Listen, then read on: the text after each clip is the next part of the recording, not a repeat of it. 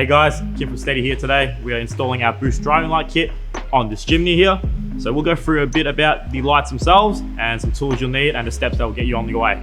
For boost, we have 4 bar specific bracket options available, which are designed to be compatible with the ARB Summit and Deluxe, AFN Gen 1 and Ironman bull bars. 2 universal options are also available, which are A and B. These are identified by the mounting tabs of your factory fog lights. So you can use our vehicle selector or cross-reference from our website listing. Otherwise, you can contact our wonderful customer support team, who will gladly assist you in identifying which ones they are. Installation is straightforward, requiring basic hand tools to remove the factory fog lights. However, this does depend on the vehicle and how to access the fog lights. Now, Boost also has a DRL option available. This does require you tapping into the parker light signal to turn them on and the low beam signal to turn them off. If this is out of your skill set, it is probably best bet for you to contact an auto elect to assist you with this process. The steps for this is pretty straightforward. All we have to do is get access to the factory fog lights, remove the factory fog lights, install Boost and its wiring, then put it all back together. So let's get started. First of all, pop out some of the trim clips to get into the back of the guard liner. Obviously there's a mixture of clips and bolts depending on your vehicle.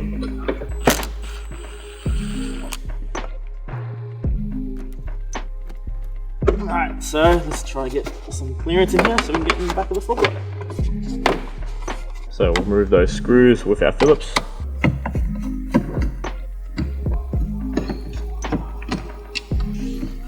So as that's done, we can remove it and disconnect the plugs. And that's the factory light out. Once you've got your assembled boost, we can tuck away the old wiring there and we can just remount it back in the same location. So it's on that tab there.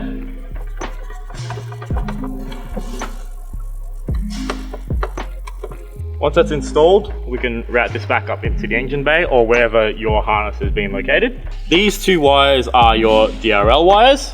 One is DRL on and one is DRL off. With DRL on, you can wire this to your parker signal. DRL off gets wired to your low beam. So when your low beam gets triggered, it turns off your DRLs.